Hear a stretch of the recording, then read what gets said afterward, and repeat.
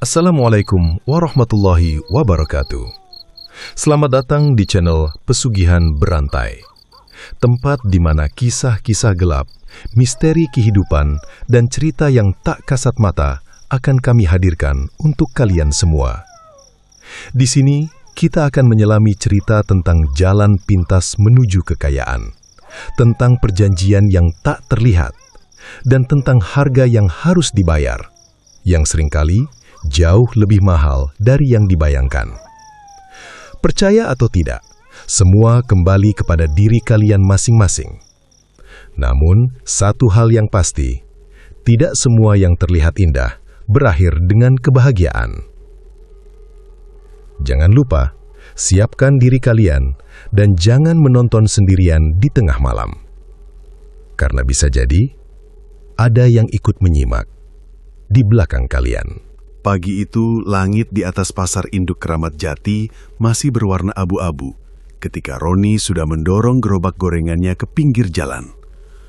Udara masih dingin, sisa embun malam menempel di daun-daun dan aspal yang sedikit basah. Lampu-lampu jalan belum sepenuhnya padam, sementara aktivitas pasar sudah mulai menggeliat pelan seperti raksasa yang baru bangun tidur. Roni, pria berusia 45 tahun dengan wajah yang mulai dipenuhi garis-garis kelelahan, menghela napas panjang saat menurunkan barang-barang dari gerobaknya. Di belakangnya, Tukiyah, istrinya yang setia, membawa ember berisi adonan tepung yang sudah ia siapkan sejak dini hari. "Taruh di sini aja, Bu," kata Roni pelan sambil menunjuk meja kecil kayu yang sudah mulai lapuk. Tukiyah mengangguk. Wajahnya terlihat lelah, tapi ia tetap berusaha tersenyum. "Iya, Pak." Setiap hari, mereka memulai aktivitas sejak pukul 3 pagi. Tukiyah bangun lebih dulu, mencampur tepung, memotong sayur untuk bakwan, mengiris cabai, dan menyiapkan tahu serta tempe. Roni biasanya menyusul dengan menyiapkan kompor dan minyak goreng. Semua dilakukan dengan harapan yang sama. Hari ini lebih baik dari kemarin. Namun harapan itu seringkali tidak sesuai kenyataan. Minyak mulai panas. Roni memasukkan satu persatu adonan bakwan ke dalam wajan besar. Suara ces langsung terdengar, memecah keheningan pagi. Aroma gorengan mulai menyebar. Biasanya, aroma seperti ini bisa menarik pembeli. Setidaknya itu yang Roni yakini sejak dulu. Tapi tidak lagi sekarang. Orang-orang mulai berdatangan ke pasar. Pedagang sayur, tukang angkut, pembeli, dan karyawan toko lalu lalang di depan gerobaknya. Mereka lewat begitu saja. Beberapa melirik tapi tidak berhenti. Beberapa bahkan seperti tidak melihat. Tukiyah memperhatikan dengan hati yang mulai gelisah. "Pak," katanya pelan. "Iya," jawab Roni tanpa menoleh. "Kayaknya hari ini bakal sepi lagi deh."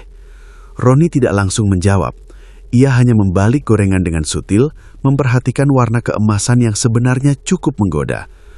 "Belum juga pagi banget, Bu, sabar aja," katanya mencoba tenang. Padahal dalam hatinya ia sudah bisa menebak. Hari ini kemungkinan besar akan sama seperti kemarin, dan kemarin minggu lalu. Sepi. Jam menunjukkan pukul 7 pagi. Biasanya ini adalah waktu paling ramai. Orang-orang berangkat kerja, anak sekolah, dan pembeli pasar mencari sarapan cepat. Namun di gerobak Roni masih sepi. Hanya satu orang yang berhenti sejak tadi pagi. Itu pun hanya membeli 2 buah pisang goreng. "Bu, pisangnya 2 ya," kata seorang bapak-bapak tadi. "Siap, Pak," jawab Tukiyah cepat, sedikit berbinar. Namun setelah itu, tidak ada lagi. Tukiyah menatap tumpukan gorengan di nampan. Bakwan, tahu isi, tempe goreng, semuanya tersusun rapi. Terlalu rapi karena tidak ada yang berkurang. "Padahal rasanya nggak berubah," gumamnya lirih. Roni mendengarnya, tapi pura-pura tidak, karena ia juga tidak punya jawabannya.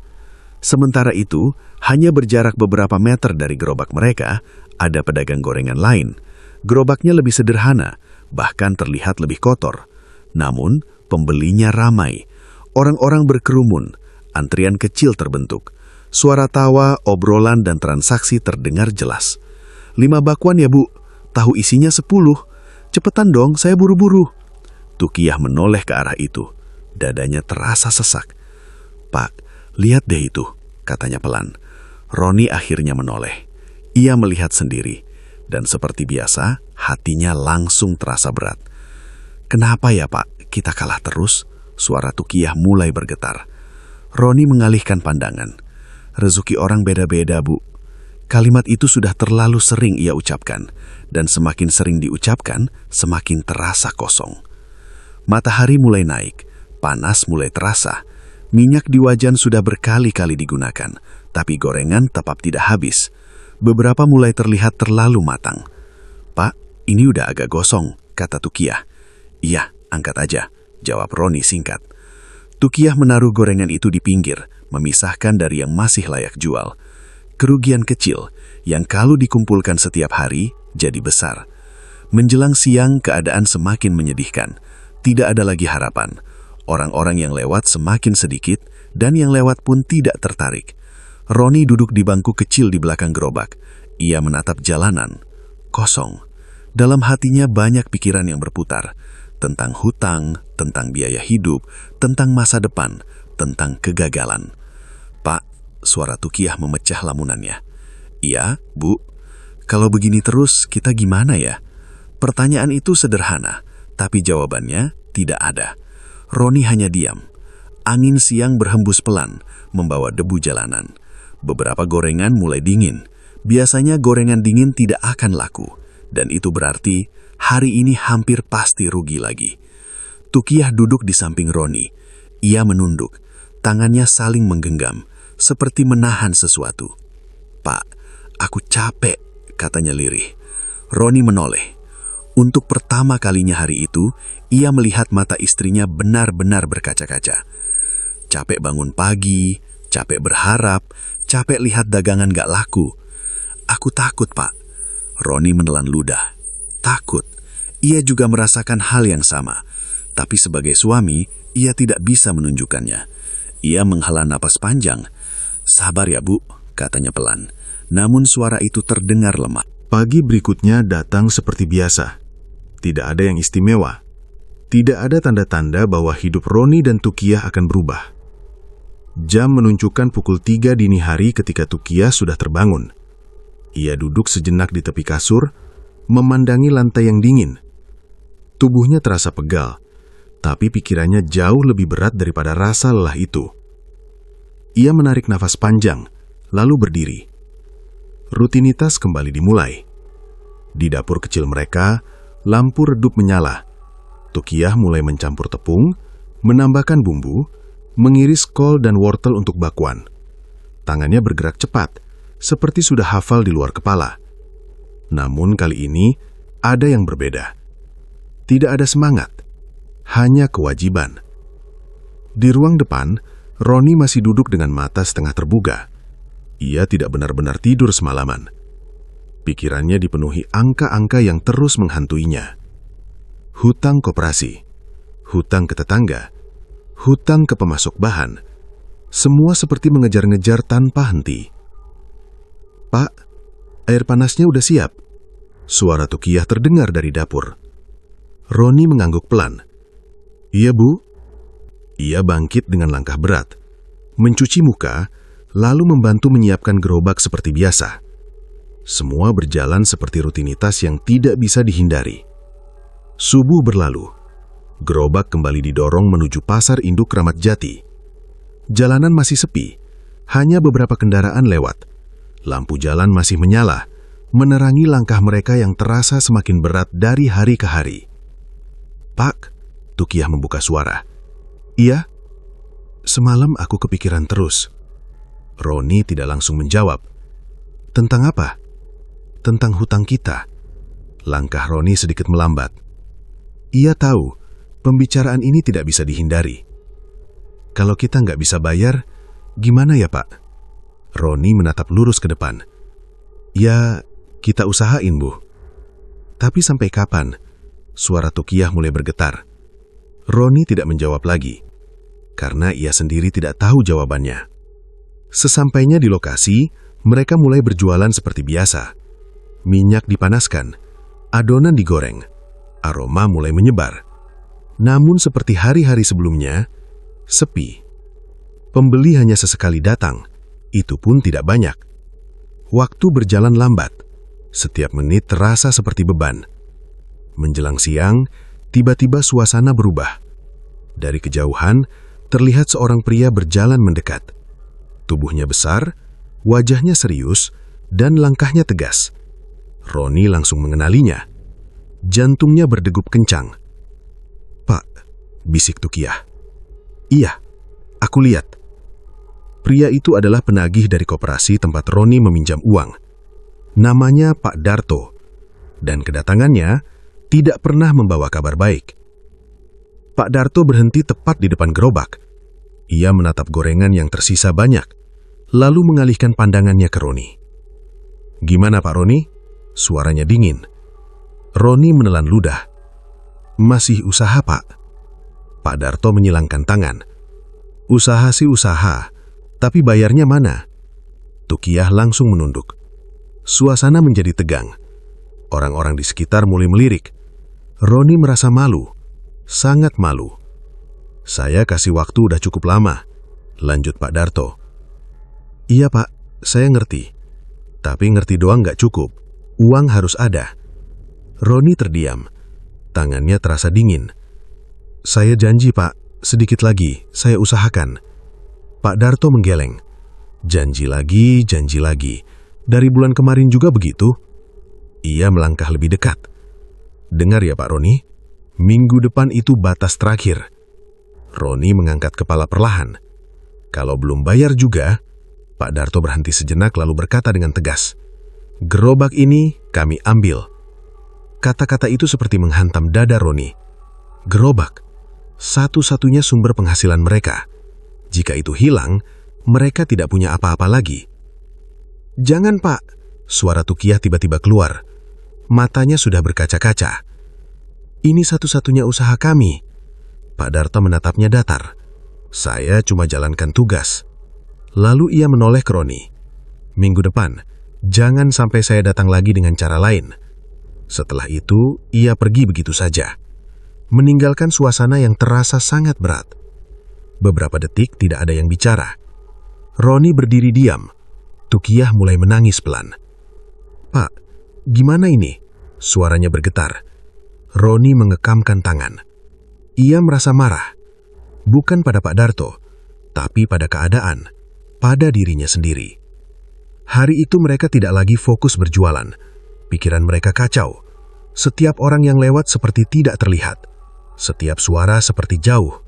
Yang ada di kepala mereka hanya satu: minggu depan. Waktu terasa semakin sempit. Sore hari mereka pulang lebih cepat. Tidak ada semangat untuk bertahan lebih lama. Di rumah suasana jauh lebih sunyi dari biasanya. Tukiyah langsung duduk di lantai. Air matanya kembali jatuh. "Aku takut, Pak," katanya. Roni duduk di sampingnya. "Aku juga, Bu." Itu pertama kalinya Roni mengakui. Ia juga takut. "Mau gimana lagi?"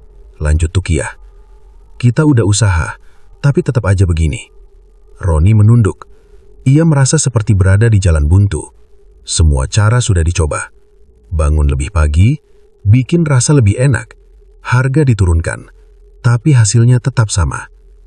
Malam itu hujan turun. Rintik-rintik air terdengar di atap rumah mereka. Suasana menjadi semakin muram. Roni duduk sendirian di depan rumah menatap hujan. Pikirannya kosong, tapi juga penuh. Ia merasa seperti terjebak. Tidak ada jalan keluar. Tiba-tiba sebuah pikiran muncul. Pikiran yang sebelumnya tidak pernah ia pertimbangkan. Kalau ada cara cepat, kalau ada jalan lain, ia menghela nafas panjang. Apapun, asal bisa keluar dari ini, gumamnya. Di dalam rumah, Tukiyah memanggil, "Pak, masuk, hujan." Roni berdiri perlahan, namun langkahnya terasa berbeda, seperti ada sesuatu yang mulai berubah di dalam dirinya. Malam semakin larut, namun Roni belum juga tidur. Ia terus berpikir tentang hutang, tentang ancaman, tentang kemungkinan. Dan tanpa ia sadari, ia mulai siap menerima sesuatu yang sebelumnya ia hindari. Sesuatu yang akan mengubah hidupnya untuk selamanya. Hujan sudah berhenti sejak tadi, tapi udara masih dingin dan lembab. Jalanan di sekitar rumah Roni tampak lengang. Hanya sesekali suara motor melintas, lalu kembali sunyi. Di dalam rumah, Tukiyah sudah tertidur. Wajahnya terlihat lelah. Bahkan dalam tidurnya pun keningnya masih sedikit berkerut, seakan beban hidup tidak pernah benar-benar hilang. Namun Roni masih terjaga.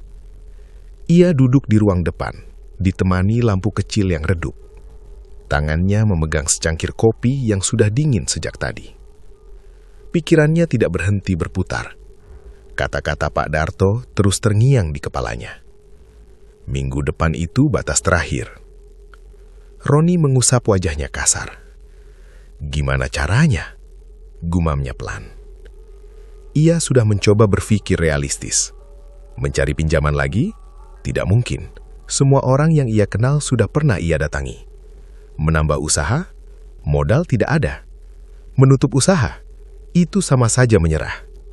Semua jalan terasa buntu. Akhirnya, Roni berdiri. Ia mengambil jaket tipis yang tergantung di dinding. Tukiyah yang setengah terbangun melihatnya samar-samar. "Pak, mau kemana?" Tanyanya dengan suara lemah. "Keluar sebentar, Bu. Cari angin," jawab Roni singkat. Tukiyah tidak banyak tanya. Ia terlalu lelah untuk berpikir. Roni berjalan menyusuri jalan kecil di dekat rumahnya. Lampu jalan menerangi dengan cahaya kekuningan. Bayangannya memanjang di aspal yang masih basah. Ia tidak tahu mau kemana. Yang ia tahu, ia tidak ingin diam di rumah. Ia butuh sesuatu. Entah apa. Langkahnya tanpa sadar membawanya ke sebuah warung kopi kecil yang masih buka di pinggir jalan. Warung itu sederhana, hanya beratapkan terpal dengan beberapa kursi plastik dan meja kayu. Beberapa orang duduk di sana, ngobrol pelan sambil menyeruput kopi. Roni duduk di salah satu sudut. "Pak, kopi hitam 1," katanya. "Iya, Pak," jawab si pemilik warung. Roni menunduk. Ia hanya ingin duduk, menjauh sejenak dari semua beban. Beberapa menit berlalu, kopi datang. Roni menyeruput perlahan. Hangatnya terasa, tapi tidak cukup untuk menghangatkan pikirannya yang kacau. Ia menatap kosong ke depan. Hingga tiba-tiba, "Lagi banyak pikiran ya?" Suara itu muncul dari sampingnya. Roni menoleh. Seorang pria tua duduk di kursi sebelahnya. Entah sejak kapan ia ada di situ. Roni sedikit terkejut. "Oh, iya Pak," jawabnya ragu. Pria itu tersenyum tipis. Wajahnya keriput, rambutnya sebagian sudah memutih. Pakaiannya sederhana, tapi ada sesuatu yang sulit dijelaskan dari sorot matanya. Seperti tahu banyak hal. "Gorengan di pasar kan?" tanya pria itu lagi. Roni makin kaget. "Iya Pak, tapi kok..." Pria itu tersenyum lagi. "Aku sering lewat sana." Roni mengangguk pelan. Hatinya mulai tidak tenang. "Sepi terus ya?" tanya pria itu lagi. Roni menghela napas. "Iya Pak, udah lama." "Hutang juga banyak?" Pertanyaan itu membuat Roni langsung terdiam. Ia menatap pria itu lekat-lekat.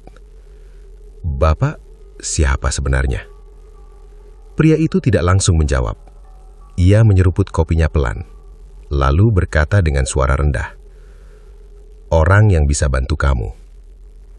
Jantung Roni berdegup lebih kencang. "Apa maksudnya, Pak?" Pria itu menoleh. Tatapannya tajam.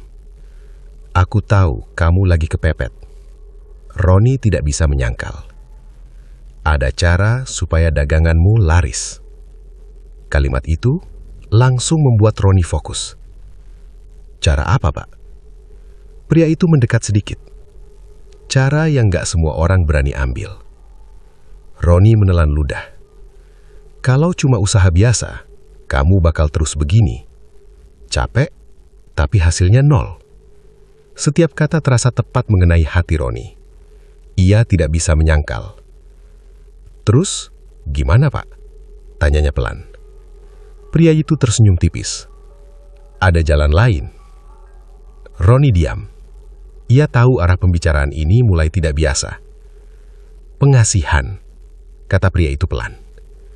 Satu kata itu membuat suasana menjadi berbeda, seakan udara di sekitar menjadi lebih dingin. Roni mengernyit. Pengasihan. Pria itu mengangguk. Biar orang yang lewat tertarik sama daganganmu. Biar mereka nggak bisa nolak. Roni terdiam. Ia pernah dengar tentang hal seperti itu. Tapi, ia tidak pernah benar-benar mempertimbangkannya. Itu beneran bisa, Pak? Tanya Roni ragu. Pria itu tersenyum. Kamu lihat sendiri nanti. Roni menggenggam cangkir kopinya lebih erat. Pikirannya mulai bergejolak. Di satu sisi, ia takut. Di sisi lain, ia butuh. Sangat butuh. Gimana caranya? Tanya Roni akhirnya.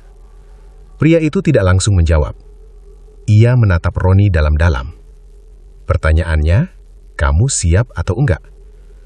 Roni, sejak pertemuannya dengan pria misterius semalam, satu kalimat terus berputar di kepalanya.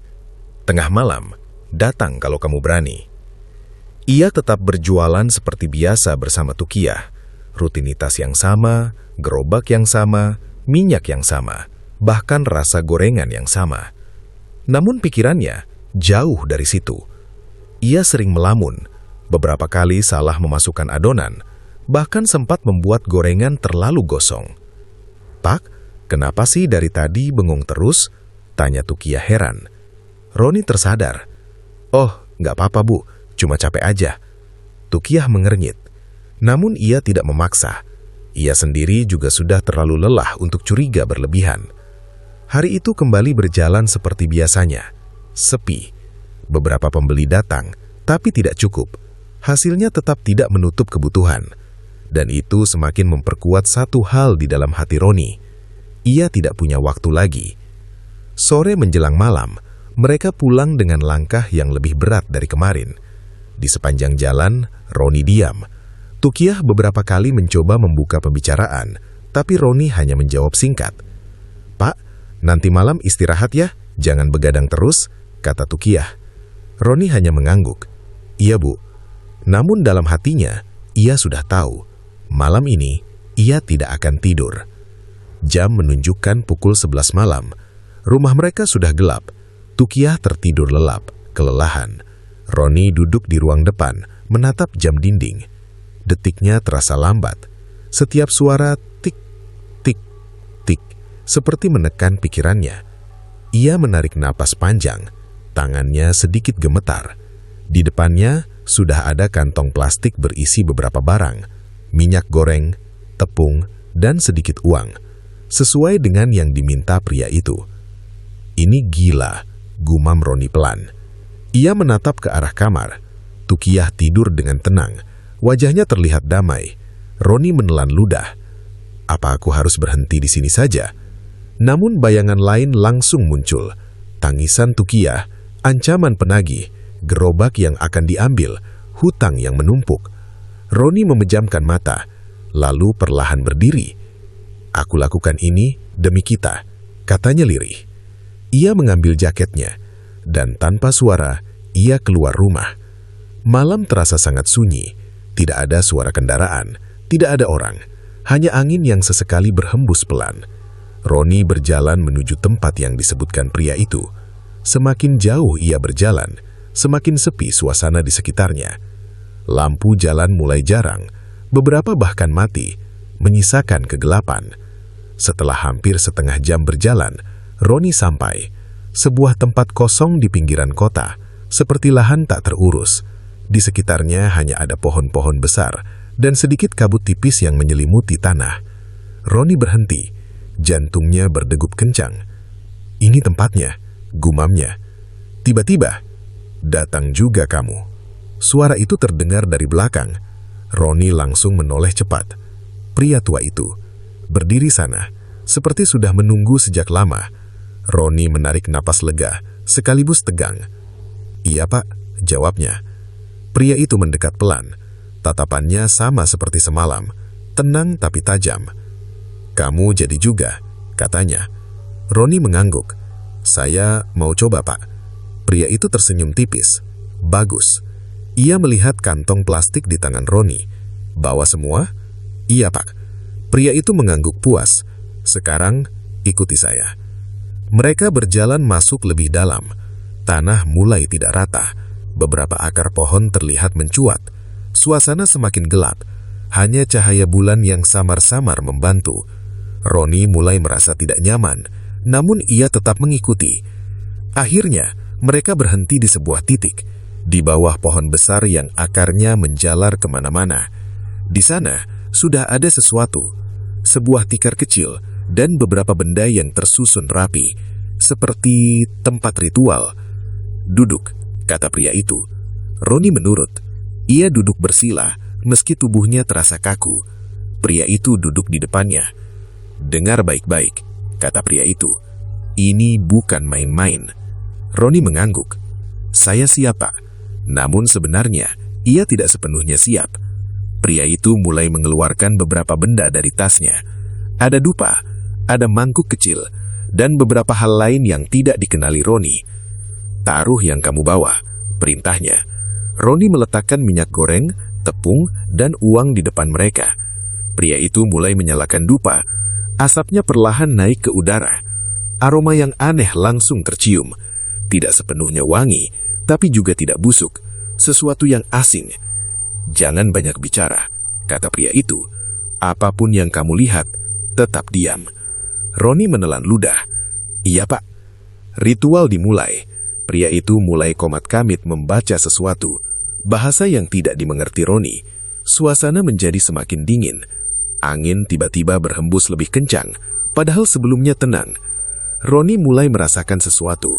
Bulu kudapnya berdiri, jantungnya berdegup semakin cepat. Namun ia tetap diam. Asap dupa semakin tebal, seperti berkumpul di satu titik. Di depan mereka, Roni menatap tanpa sadar. Dan saat itulah, Pagi itu datang seperti biasa. Namun, bagi Roni, semuanya terasa berbeda. Ia bangun lebih cepat dari biasanya. Bukan karena segar, tapi karena semalaman tidurnya tidak nyenyak. Bayangan ritual tadi malam masih terus terlintas di pikirannya. Asap dupa, suara aneh, bayangan samar di udara. Semua terasa nyata. Terlalu nyata untuk disebut mimpi. "Pak, bangun, nanti kesiangan." Suara Tukiyah membuyarkan lamunannya. Roni tersentak kecil. "Iya, Bu, aku udah bangun kok." Ia duduk perlahan, mengusap wajahnya. Tubuhnya terasa sedikit lemas, tapi pikirannya justru sangat sadar. Hari ini, ia akan melihat hasilnya. Di dapur, Tukiyah sudah mulai menyiapkan adonan seperti biasa. Gerakan tangannya cekatan, meski wajahnya masih menyimpan lelah. "Pak, hari ini kita coba bikin lebih banyak ya," katanya tanpa menoleh. Roni terdiam sejenak. Lebih banyak? Biasanya mereka justru mengurangi karena takut tidak habis. Namun entah kenapa. "Iya, Bu, bikin lebih aja," jawab Roni. Tukiyah sedikit heran, tapi tidak menolak. "Ya udah, semoga laku ya, Pak." Roni hanya mengangguk. Dalam hatinya, ada keyakinan yang aneh. Subuh berlalu. Seperti biasa, mereka mendorong gerobak ke pasar induk Kramat Jati. Jalanan masih gelap, tapi aktivitas sudah mulai terlihat. Namun kali ini, Roni merasa seperti diperhatikan. Ia beberapa kali menoleh ke belakang. Tidak ada siapa-siapa, hanya jalan kosong. "Kenapa, Pak?" tanya Tukiyah. Nggak apa-apa, Bu." Roni mencoba mengabaikannya. Sesampainya di tempat biasa, mereka mulai menyiapkan dagangan. Minyak dipanaskan. Adonan mulai digoreng. Suara ces kembali terdengar. Aroma gorengan mulai menyebar. Namun kali ini, aromanya terasa berbeda. Lebih kuat, lebih menggoda. Seperti menarik perhatian. Tukiyah juga menyadarinya. "Pak, ini bau gorengannya kok harum banget ya?" katanya tanpa menoleh. Roni pura-pura biasa saja. "Ya mungkin karena masih baru, Bu." Padahal dalam hatinya, ia mulai merasa sesuatu. Beberapa menit kemudian, seorang pembeli pertama datang. Seorang ibu-ibu. "Mas, beli bawangnya 5 ya," katanya. Tukiyah langsung tersenyum lebar. "Siap, Bu." Ini hal biasa. Namun yang tidak biasa, setelah ibu itu pergi, datang lagi pembeli lain. "Bu, tahu isinya 3. Lalu datang lagi. Bang, pisang gorengnya 10. Dan lagi. Tambahin tempe 2 ya. Tukiah mulai kebingungan. Pak, kok rame banget ya? Katanya sambil terus melayani. Roni juga kaget. Ini berbeda. Biasanya satu pembeli saja sudah syukur. Sekarang, tidak ada jeda. Dalam waktu kurang dari 1 jam, antrian mulai terbentuk. Orang-orang berdiri di depan gerobak mereka, menunggu. Bahkan ada yang terlihat tidak sabar. Cepetan Bu, saya buru-buru nih. Masih ada nggak bawahnya? Suasana yang dulu hanya bisa mereka lihat di gerobak sebelah, sekarang terjadi pada mereka. Roni berdiri kaku beberapa detik. Ia hampir tidak percaya. Pak, bantuin dong, teriak Tukiah. Roni tersadar. Iya. Ia langsung bergerak. Menggoreng lebih cepat. Membalik gorengan tanpa henti. Minyak terus mendidih. Adonan terus masuk. Gorengan terus keluar. Dan terus dibeli. Pak, ini udah hampir habis, kata Tukiah. Roni melihat ke nampan. Benar. Padahal mereka membuat lebih banyak dari biasanya. Tambah lagi, kata seorang pembeli. Masih ada nggak? Bu, saya belum kebagian. Suasana itu semakin ramai. Tukiah sampai berkeringat. Namun wajahnya mulai berbinar. Alhamdulillah Pak, katanya pelan. Roni mengangguk. Namun di balik senyumnya, ada rasa lain. Rasa yang sulit dijelaskan. Ia mulai memperhatikan sesuatu. Cara orang-orang membeli. Tatapan mereka. Gerakan mereka. Ada yang aneh. Beberapa pembeli terlihat seperti tidak bisa berhenti. Mereka membeli banyak. Terlalu banyak. Bahkan ada yang kembali lagi setelah membeli. Bu, tambah lagi 5 ya. Padahal baru saja membeli 10. Roni mengernyit. Aneh, gumamnya. Namun ia tidak sempat berpikir lama, karena pembeli terus datang. Menjelang siang, semua gorengan habis, tidak tersisa. Untuk pertama kalinya dalam waktu lama, mereka benar-benar kehabisan dagangan. Tukiah duduk lemas di kursi. Tapi kali ini bukan karena sedih, melainkan karena kaget. Pak, ini beneran terjadi, katanya. Roni mengangguk pelan. Iya, Bu. Mereka saling menatap. Ada kebahagiaan. Ada rasa lega. Namun, di dalam hati Roni, ada sesuatu yang mengganjal. Saat ia menoleh ke arah jalan, ia melihat sesuatu. Samar, di kejauhan. Seperti bayangan seseorang berdiri. Memperhatikan. Roni mengedipkan mata. Bayangan itu hilang. Pak, suara Tukiah memanggil. Iya, Bu. Roni kembali menatap istrinya. Ia mencoba mengabaikan apa yang barusan dia lihatnya. Sore hari, mereka pulang dengan perasaan yang sangat berbeda. Gerobak terasa ringan, hati terasa lega. Untuk pertama kalinya, mereka membawa pulang hasil yang cukup banyak. Di rumah, Tukiah menghitung uang dengan tangan gemetar. Pak, ini banyak banget, katanya. Matanya berbinar. Roni tersenyum tipis. Iya, Bu. Mungkin ini rezeki kita, kata Tukiah. Roni tidak langsung menjawab. Ia hanya menatap uang itu. Dalam diam. Malam itu, mereka makan dengan suasana yang lebih hangat. Sudah lama mereka tidak merasakan ini. Tertawa kecil, berbicara ringan, seperti beban sedikit terangkat. Namun saat malam semakin larut, dan Tukiah sudah tertidur, Roni kembali terjaga. Ia duduk sendiri, menatap kegelapan. Pikirannya kembali ke ritual tadi malam, dan semua kejadian hari ini. Ini karena itu, gumamnya. Ia tahu, ini bukan kebetulan. Tiba-tiba, angin masuk dari jendela. Padahal jendela tertutup. Roni merinding. Ia merasa seperti tidak sendirian. Perlahan, ia menoleh ke sudut ruangan. Gelap. Namun entah kenapa, ia merasa ada sesuatu di sana. Mengawasi. Diam. Roni menelan ludah. Siapa? Bisiknya. Tidak ada jawaban. Namun perasaan itu tetap ada. Dan semakin kuat. Malam itu, untuk pertama kalinya, Roni menyadari satu hal. Apa yang ia dapatkan hari ini mungkin bukan sepenuhnya miliknya. Hari-hari setelah itu berubah dengan sangat cepat. bahkan terlalu cepat.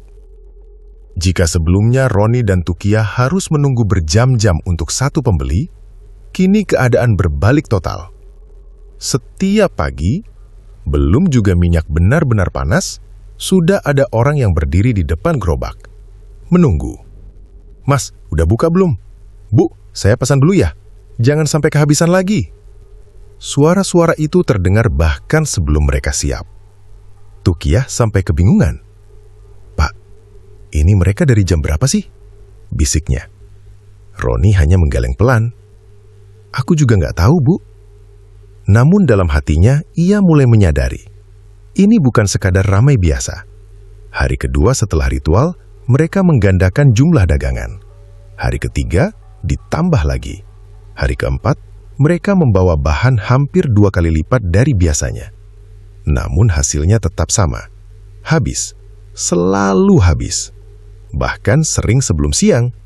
Suatu pagi, Tukiah sampai kewalahan. "Pak, tanganku pegel banget," katanya sambil terus melayani pembeli. Roni juga tidak kalah sibuk. Minyak mendidih terus-menerus. Gorengan tidak pernah berhenti masuk dan keluar dari wajan. Seolah-olah waktu tidak cukup. Yang aneh, banyak pembeli yang membeli dalam jumlah besar. "Bu, bakwannya 20. Mas, tahu isinya 15. Pisang gorengnya 1 plastik besar ya." Padahal sebelumnya, orang biasanya hanya membeli 2 atau 3. Lebih aneh lagi, beberapa pembeli terlihat seperti tidak fokus. Tatapan mereka kosong, namun tangan mereka tetap menunjuk gorengan. "Tambah lagi," kata seorang pria dengan suara datar. Roni memperhatikannya. Ada sesuatu yang tidak wajar. "Pak," bisik Tukiah. "Iya? Itu orang aneh nggak sih?" Roni mengangguk pelan. "Iya, aku juga lihat." Namun mereka tidak berani membahas lebih jauh. Karena di saat yang sama, uang terus masuk. Dalam waktu 1 minggu, hutang kecil mulai bisa mereka cicil. Roni bahkan mulai berani menyisihkan uang, sesuatu yang sudah lama tidak ia lakukan. Suatu sore, saat mereka pulang, Tukiah tersenyum lebar. "Pak, akhirnya kita bisa napas ya?" Roni mengangguk. "Iya, Bu." Namun senyumnya tidak sepenuhnya tulus. Karena setiap malam, gangguan itu mulai terasa. Malam pertama setelah usaha ramai, Roni hanya merasa seperti diperhatikan. Malam kedua, ia mulai mendengar suara langkah kecil di dalam rumah. Seperti ada yang berjalan pelan. Namun saat dicek, tidak ada siapa-siapa. Malam ketiga, ia mendengar suara bisikan. Sangat pelan. Tidak jelas, namun cukup membuatnya merinding. "Pak," suatu malam Tukiah terbangun. "Iya," jawab Roni cepat. "Suara apa? Kayak ada yang jalan di dapur." Roni langsung tegang. "Suara apa? Kayak ada yang jalan di dapur." Roni menelan ludah. "Aku cek ya." Ia berjalan pelan ke dapur. Lampu dinyalakan, terang. Kosong. Tidak ada apa-apa. Namun saat ia berbalik, ia seperti melihat bayangan kecil bergerak cepat di sudut. Roni langsung membeku. Ia menatap ke arah itu. Diam. Tidak bergerak. "Pak," suara Tukiah dari belakang membuatnya tersentak. "Ya, nggak ada apa-apa, Bu," katanya cepat. Namun dalam hatinya, ia tahu ada sesuatu. Hari-hari berikutnya, usaha mereka semakin berkembang. Bahkan ada pelanggan yang sengaja datang dari jauh. "Saya dengar gorengan di sini enak banget. Kata teman saya, wajib coba." Kabar itu menyebar cepat. Terlalu cepat. Suatu hari, seorang pelanggan berkata, "Mas, gorengannya bikin nagih ya, kayak ada yang beda." Roni hanya tersenyum kaku. "Iya, Pak, mungkin bumbunya." Padahal ia tahu, bukan itu. Tukiah mulai punya ide. "Pak, gimana kalau kita buka di tempat lain juga?" Roni terdiam. "Cabang maksudnya?" "Iya, kan sekarang lagi ramai." Roni berpikir, ini kesempatan. Kesempatan yang mungkin tidak datang 2 kali. Beberapa hari kemudian, Mereka mulai menyewa tempat kecil tidak jauh dari pasar. Cabang pertama. Usaha itu berjalan cepat, sangat cepat. Bahkan di luar unggalan, cabang baru itu langsung ramai. Seolah-olah apapun yang mereka jual akan laku. Namun di balik semua itu, gangguan semakin nyata. Suatu malam, saat Roni sedang duduk sendiri, ia mendengar suara di belakangnya. Roni. Suara itu pelan, namun jelas. Roni langsung menoleh. Tidak ada siapa-siapa. Roni. Suara itu terdengar lagi. Lebih dekat. Roni berdiri perlahan. Tubuhnya gemetar. Siapa? Bisiknya. Tiba-tiba, sebuah bayangan kecil melintas cepat di depan matanya. Kecil, seperti sosok anak kecil. Namun bentuknya tidak jelas. Roni mundur satu langkah. Jantungnya berdegup sangat kencang. Ia teringat kata-kata pria tua itu. Ini bukan cuma kamu yang menikmati. Roni menelan ludah. Jadi, ini harganya. Gumamnya. Di kamar, Tukiah tidur nyenyak. Seolah tidak merasakan apa-apa. Roni kembali duduk. Namun kali ini, ia tidak merasa aman. Usaha memang berkembang. Uang mulai datang, cabang mulai bertambah. Namun, ada sesuatu yang ikut tumbuh bersama itu. Sesuatu yang tidak terlihat, tapi terasa. Dan kini, Roni mulai sadar. Apa yang ia ambil bukan sekadar jalan cepat, tapi juga sebuah ikatan. Dalam hitungan bulan, hidup Roni dan Tukiah berubah drastis. Dari pedagang kecil di pinggir jalan, kini mereka sudah memiliki 2 cabang tambahan selain gerobak utama di Pasar Induk Kramat Jati. Dan semuanya ramai, selalu ramai. Pagi itu Roni berdiri di depan salah satu cabangnya. Gerobak baru, lebih besar, lebih rapi. Karyawannya sibuk melayani pembeli yang terus berdatangan. "Pak Roni, ini uang kemarin," kata salah satu karyawan sambil menyerahkan setumpuk muang. Roni menerimanya. Jumlahnya tidak sedikit, bahkan jauh lebih besar dari yang pernah ia bayangkan sebelumnya. Alhamdulillah, gumamnya. Namun, entah kenapa, rasa syukur itu tidak sepenuhnya terasa ringan. Seperti ada sesuatu yang menekan di dalam dadanya. Di rumah, Tukiah juga merasakan hal yang sama. Meski wajahnya sering tersenyum, ada kegelisahan yang mulai muncul. "Pak, kita sekarang udah beda ya," katanya suatu malam. Roni menoleh. "Maksudnya, Bu?" "Dulu kita susah, sekarang banyak uang, tapi aku malah sering gak tenang." Roni terdiam. Ia tidak bisa menjawab dengan jujur, karena ia tahu ketenangan itu memang mulai hilang. Gangguan yang dulu hanya sesekali, kini semakin sering dan semakin jelas. Suatu malam, saat semua sudah tidur, Roni terbangun karena suara di dapur. Bukan sekedar langkah, tapi suara benda jatuh. Brak! Roni langsung duduk. Jantungnya berdegup cepat. Ia berjalan pelan ke dapur. Lampu dimatikan. Hanya cahaya bulan yang masuk dari jendela.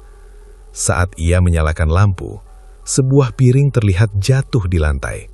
Pecah. Padahal sebelumnya tersusun rapi. Roni menelan ludah. "Ini pasti," gumamnya. Namun ia tidak berani melanjutkan kalimatnya. Ia kembali ke kamar. Namun saat ia berbaring, ia merasakan sesuatu. Di ujung kasur, seperti ada yang duduk. Kasur sedikit turun. Roni langsung membuka mata. Nafasnya tertahan. Ia tidak berani menoleh. Perlahan, ia memaksakan diri melihat. Kosong. Tidak ada siapa-siapa. Namun rasa berat itu masih ada. Seolah sesuatu memang duduk di sana. Tak terlihat. Roni langsung bangun. Keringat dingin mengalir di dahinya. Sejak malam itu, ia tidak pernah benar-benar tidur nyenyak. Beberapa hari kemudian, hal yang lebih aneh terjadi. Di salah satu cabang, seorang karyawan mengeluh. "Pak, saya mau bilang sesuatu," katanya ragu. Apa? Tanya Roni. Kalau malam, di sini suka ada suara. Roni langsung menatapnya. Suara apa? Kayak anak kecil ketawa. Jantung Roni berdegup kencang. Ia mencoba tetap tenang. Mungkin cuma kucing? Karyawan itu menggeleng. Bukan, Pak. Suaranya jelas banget. Roni tidak melanjutkan perbicaraan. Namun pikirannya mulai kacau. Malamnya, ia kembali bermimpi. Dalam mimpinya, ia berada di tempat ritual itu. Gelap, sunyi, dan di depannya ada sosok. Bukan pria tua itu, sosok lain, lebih kecil. Namun bentuknya tidak jelas, seperti bayangan. Roni. Suara itu terdengar, tipis, namun jelas. Roni mencoba mundur, namun tubuhnya tidak bisa bergerak. Jangan lupa. Suara itu kembali terdengar. Roni mencoba bicara. Lupa apa? Sosok itu mendekat. Perlahan. Janji. Roni terbangun dengan nafas terengah-engah. Ia duduk di tempat tidur. Keringat membasahi tubuhnya. Di sampingnya, Tukiyah terbangun. "Pak, kenapa?" Tanyanya panik. Roni menatapnya. Untuk beberapa detik, ia hampir mengatakan semuanya. Namun ia menahan diri. "Cuma mimpi, Bu," katanya. Tukiyah tidak yakin. "Tapi kamu kelihatan takut banget." Roni menggeleng. "Udah, tidur lagi." Namun malam itu, tidak ada yang benar-benar tidur.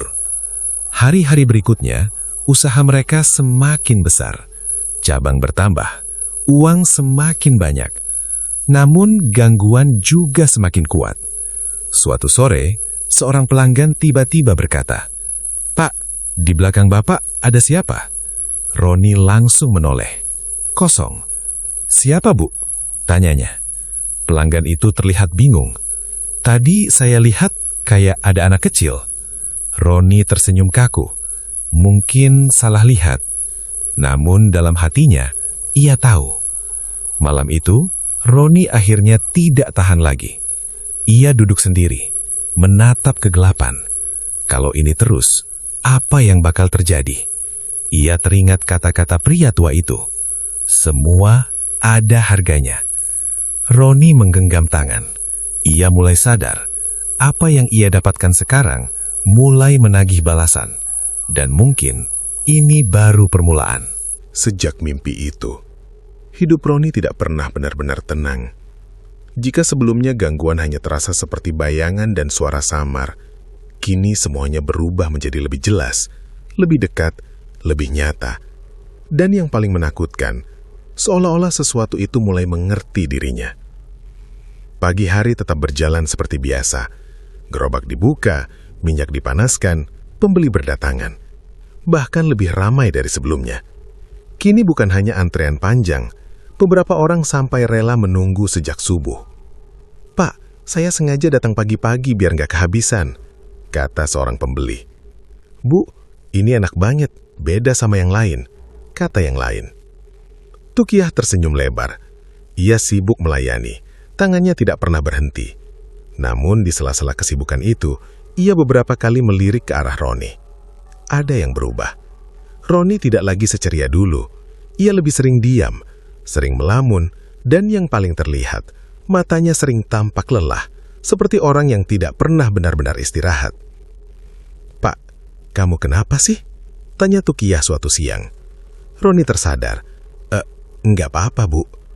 "Jangan bohong, kamu beda sekarang." Roni terdiam. Ia ingin jujur, sangat ingin. Namun setiap kali ia mencoba, ada rasa takut yang menahan.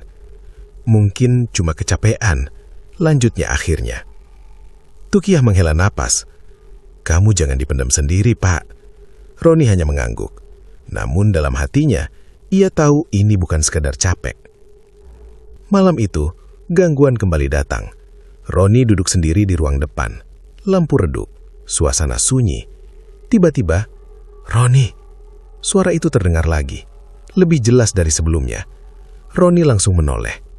Kosong. "Roni!" Kali ini suara itu seperti berasal dari dalam rumah. Roni berdiri, langkahnya pelan.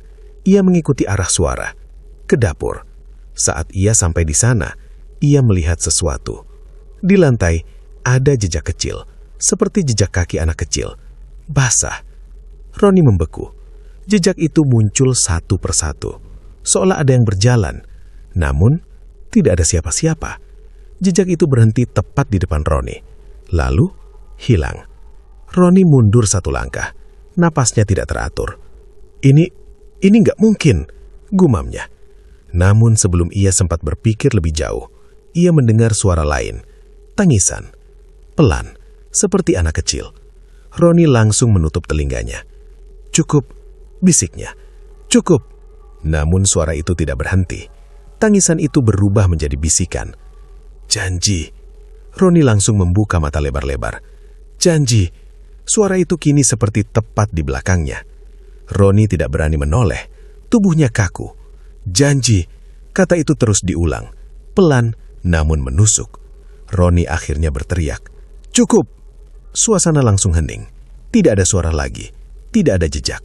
Tidak ada apa-apa. Roni jatuh terduduk di lantai. Tubuhnya gemetar. Tak lama Tukiah keluar dari kamar. Pak, kamu kenapa? Katanya panik. Roni menatapnya. Wajahnya pucat. Untuk beberapa detik, ia hampir mengatakan semuanya. Namun lagi-lagi, ia menahan. Enggak apa-apa, Bu, katanya pelan. Hanya kaget. Tukiah tidak percaya, tapi ia juga tidak tahu harus bagaimana. Sejak malam itu, satu hal menjadi jelas bagi Roni. Ini bukan sekadar gangguan. Ini adalah penagihan. Hari-hari berikutnya, tekanan semakin terasa. Setiap kali ia berjualan, ia mulai melihat hal-hal aneh. Di antara pembeli, ia kadang melihat sosok kecil berdiri, diam, menatapnya. Namun saat ia berkedip, sosok itu hilang. Beberapa pelanggan juga mulai berkata aneh. Pak, gorengannya enak banget, kayak ada yang bikin nagih. Bu, saya nggak tahu kenapa, tiap lewat sini pasti berhenti. Kalimat-kalimat itu, yang dulu terdengar seperti pujian, kini terasa seperti peringatan. Suatu sore, saat Roni sedang sendirian di salah satu cabang, ia melihat sesuatu yang membuatnya benar-benar yakin. Di kaca gerobak, ia melihat pantulannya. Namun, di belakangnya ada sosok kecil berdiri. Roni langsung berbalik. Kosong. Ia kembali melihat kaca. Sosok itu masih ada. Kali ini, lebih jelas. Seperti anak kecil. Namun wajahnya tidak terlihat. Roni mundur. Jantungnya seperti mau lepas. Lalu, sosok itu mengangkat tangannya, seperti meminta sesuatu. Janji. Suara itu terdengar lagi. Roni menutup mata. Berhenti, katanya. Berhenti. Namun saat ia membuka mata, sosok itu sudah hilang. Sejak saat itu, Roni tidak bisa lagi mengelak. Apa yang ia lakukan sudah membawa sesuatu ke dalam hidupnya. Dan sekarang, sesuatu itu mulai meminta balasan. Namun, balasan seperti apa? Pertanyaan itu terus menghantui. Malam itu, Roni duduk sendiri, lebih lama dari biasanya. Ia menatap uang hasil usaha. Banyak, sangat banyak. Namun untuk pertama kalinya, uang itu tidak terlihat indah, melainkan menakutkan. Apa yang harus aku lakukan? Gumamnya. Ia tahu satu hal, jika ini terus berlanjut, bukan hanya usahanya yang terancam, tapi juga dirinya dan keluarganya. Dan di tengah keheningan malam, suara itu kembali terdengar. Lebih pelan, namun lebih dekat. Jangan lupa. Semua yang ia alami sudah melewati batas. Suara, bayangan, mimpi, dan sosok kecil yang terus muncul. Semua terasa semakin nyata. Dan yang paling menakutkan, satu kata yang terus diulang. Janji. Roni duduk sendirian di ruang depan. Lampu redup. Di tangannya, ia menggenggam uang hasil dagangan hari itu. Banyak, sangat banyak. Namun kini, tidak ada rasa bangga. Tidak ada rasa senang. Hanya rasa takut. Aku harus cari tahu, gumamnya. Ia tahu satu-satunya orang yang bisa menjelaskan semua ini. Pria tua itu. Tanpa membangunkan Tukiah, Roni berdiri. Ia mengambil jaketnya. Langkahnya cepat, seperti orang yang sudah tidak punya pilihan. Malam itu lebih gelap dari biasanya. Langit tertutup awan. Tidak ada cahaya bulan. Roni berjalan menuju tempat yang sama. Tempat ritual itu dilakukan. Langkahnya terburu-buru. Nafasnya tidak teratur.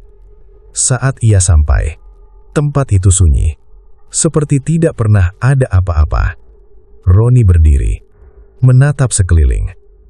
"Pak!" panggilnya. Tidak ada jawaban. "Pak!" Suaranya lebih keras. Angin berhembus. Daun-daun bergerak. Namun tetap, tidak ada siapa-siapa. Roni mulai panik. "Pak, tolong!" katanya dengan suara lebih pelan. Tiba-tiba, "Sudah kubilang, semua ada harganya." Suara itu muncul dari belakang. Roni langsung berbalik. Pria tua itu berdiri di sana, seperti sebelumnya. Tenang, seolah sudah tahu Roni akan datang. Roni mendekat cepat. "Pak, ini semua apa?" katanya dengan suara gemetar. Pria itu menatap dadanya. "Kamu sudah lihat sendiri kan?" Roni menggeleng. "Saya nggak minta ini, Pak. Saya cuma mau usaha saya laris." Pria itu tersenyum tipis. Dan sekarang, sudah laris. Roni terdiam. Ia tidak bisa menyangkal. "Tapi, ada sesuatu yang ikut," lanjut Roni. "Yang ganggu saya, yang muncul terus." Pria itu mengangguk pelan. "Wajar." Jawaban itu membuat Roni semakin bingung. "Wajar?" Pria itu melangkah mendekat. "Yang kamu panggil tidak datang sendirian." Roni menelan ludah. "Apa maksudnya?" Pria itu menatap lurus ke matanya. "Kamu membuka jalan. Dan sekarang, mereka masuk." Roni mundur satu langkah. "Mereka? Siapa?" Pria itu tidak langsung menjawab. Ia hanya berkata pelan, "Yang membuat orang tertarik, yang membuat mereka datang." Roni teringat semua kejadian. Pembeli yang aneh, tatapan kosong, keinginan membeli yang tidak wajar. "Jadi, itu bukan mereka sendiri yang mau beli?" tanya Roni pelan. Pria itu tersenyum. "Sebagian, iya. Sebagian lagi, tidak."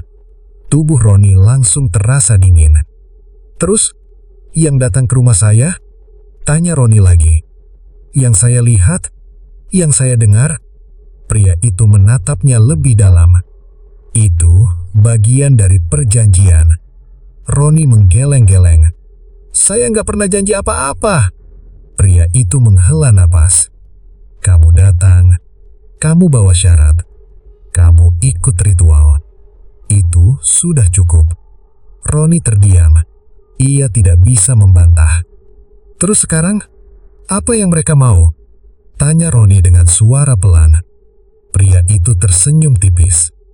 Perhatian, energi, dan keberadaan. Roni tidak sepenuhnya mengerti. Namun satu hal ia rasakan. Ini tidak akan berhenti. "Kalau saya berhenti?" tanya Roni cepat. "Kalau saya nggak mau lagi?" Pria itu menatapnya. "Bisa." Roni langsung menatap penuh harap. "Caranya, Pak?" Namun jawaban berikutnya membuat jantung Roni terasa berhenti. "Lepaskan semuanya." "Maksudnya?" tanya Roni. "Usahamu, jalan yang kamu ambil, semua yang kamu dapat." Sejak hari itu, Dina benar-benar berubah. Bukan lagi sekadar kosong, tapi seperti tidak memiliki jiwa. Ia masih hidup, masih berjalan, masih bernafas. Namun di dalam dirinya, tidak ada apa-apa lagi. Semua rasa sudah mati. Hari-harinya berlalu tanpa arah. Ia berhenti bekerja, tidak peduli lagi dengan uang, tidak peduli lagi dengan penampilan. Semua yang dulu ia kejar mati-matian, kini terasa tidak berarti. Kamar kosnya menjadi gelap dan berantakan. Dina jarang keluar, jarang makan, hanya duduk diam, menatap kosong ke depan. Kadang berjam-jam, kadang seharian. Namun, satu hal tidak pernah berubah. Kehadiran itu masih ada, selalu ada. Suatu malam, Dina duduk di lantai kamarnya. Lampu mati, hanya cahaya bulan yang masuk dari jendela. Ia menatap tangannya. Bekas hitam itu masih ada, tidak pernah hilang. "Udah cukup," bisiknya pelan. Tidak ada jawaban. Namun beberapa detik kemudian, udara di kamar berubah. Dingin, berat, dan suara itu kembali terdengar. "Kamu milikku." Dina tersenyum kecil, tapi senyum itu kosong. "Udah gue kasih semua," katanya pelan. "Apalagi yang lo mau?" Hening. Lalu suara itu menjawab, "Kamu." Dina tertawa pelan. Tertawa yang aneh, bukan karena lucu, tapi karena putus asa. "Gue?" katanya. "Dari awal, bukannya gue emang udah jadi milik lo?" Suasana semakin dingin. Bayangan besar itu perlahan muncul di belakangnya. Lebih jelas dari sebelumnya, lebih nyata. Dina tidak takut lagi. Ia tidak lari. Ia tidak menangis. Ia hanya duduk, diam. "Kenapa gue masih hidup?" tanyanya pelan. Tidak ada jawaban langsung, namun hawa di sekitar berubah. Seolah sesuatu sedang mendekat, lebih dekat, lebih dalam. Dan suara itu akhirnya menjawab, "Karena waktumu belum selesai." Dina menunduk. Matanya kosong. "Terus, kapan selesai?" Hening. Lalu, segera, malam itu, Dina bangkit. Untuk pertama kalinya setelah sekian lama, ia berdiri dengan tujuan. Ia mengenakan jaketnya, keluar dari kamar, tanpa menoleh, tanpa ragu. Langkahnya pelan, tapi pasti, seolah ia tahu kemana harus pergi. Perjalanan menuju hutan terasa sunyi. Tidak ada kendaraan, tidak ada orang, hanya Dina dan jalan gelap yang membawanya kembali ke tempat itu. Tempat di mana semuanya dimulai. Goa itu. Saat ia sampai, langit benar-benar gelap. Tidak ada bulan, tidak ada bintang, hanya kegelapan yang menyelimuti segalanya. Dina berdiri di depan mulut goa, menatapnya lama. Tidak ada rasa takut, tidak ada keraguan, hanya penerimaan. "Gue balik," katanya pelan. Angin berhembus kencang, seolah menyambutnya. Dari dalam goa, suara langkah itu kembali terdengar. Dum, dum, dum. Namun kali ini, Dina tidak gemetar. Ia justru melangkah masuk, sendirian. Di dalam goa, obor-obor menyala dengan sendirinya, menerangi jalan, seperti pertama kali ia datang. Tapi suasananya berbeda, lebih sunyi, lebih dingin, lebih final. Dina berjalan perlahan, semakin dalam, semakin dekat ke titik itu, tempat ia membuat perjanjian. Dan di sana, makhluk itu sudah menunggu, berdiri diam, matanya menyala redup, menatap langsung ke arah Dina. Dina berhenti, beberapa langkah di depannya, lalu berkata pelan, "Gue capek." Hening, air matanya jatuh untuk terakhir kalinya. "Gue gak mau hidup kayak gini lagi." Makhluk itu tidak bergerak, namun suara itu terdengar kembali. "Kamu sudah memilih." Dina mengangguk pelan. Iya, ia menarik nafas dalam, lalu meneruskan. "Makanya, sekarang gue mau selesain." Suasana tiba-tiba berubah. Udara menjadi lebih berat. Makhluk itu melangkah mendekat. 1 langkah, 2 langkah, hingga akhirnya sangat dekat. Semua yang dimulai harus dibayar. Dina tersenyum kecil. "Iya, gue tahu." Ia menutup matanya. "Ambil aja." Hening. Beberapa detik yang terasa sangat lama. Lalu, angin kencang berputar di dalam goa. Obor-obor padam satu persatu. Kegelapan menyelimuti segalanya. Dan suara itu terdengar untuk terakhir kalinya. Perjanjian selesai. Keesokan paginya, warga desa menemukan sesuatu yang aneh. Sebagian mulut goa runtuh, seperti ada longsoran kecil. Beberapa orang mencoba mendekat, namun suasananya terasa tidak nyaman. Dingin, sunyi, seolah ada sesuatu yang tidak ingin diganggu. Tidak ada yang berani masuk terlalu dalam. Namun, sejak hari itu, warga mulai bercerita. Katanya, kadang di malam hari, dari dalam goa itu, terdengar suara perempuan menangis, pelan, sendu, dan kadang, di antara kegelapan, terlihat dua bayangan, satu besar dan satu lagi, seorang perempuan yang tidak pernah bisa pergi. Terima kasih sudah menyaksikan cerita dari Pesugihan Berantai. Semoga kisah ini bisa menjadi pelajaran bahwa tidak semua jalan menuju kesuksesan itu benar, dan setiap pilihan pasti memiliki konsekuensi. Ingat, lebih baik hidup sederhana tapi tenang daripada kaya tapi dihantui ketakutan. Jika kalian suka dengan cerita seperti ini, jangan lupa dukung channel ini dengan cara like, share, dan subscribe agar kami bisa terus menghadirkan kisah-kisah misteri lainnya yang lebih dalam, lebih gelap, dan lebih menegangkan. Saya pamit undur diri. Wassalamualaikum warahmatullahi wabarakatuh. Dan ingat, jika suatu saat kalian mendengar sesuatu di malam hari, pastikan dulu itu benar-benar hanya suara biasa, atau ada sesuatu yang sedang memperhatikan kalian.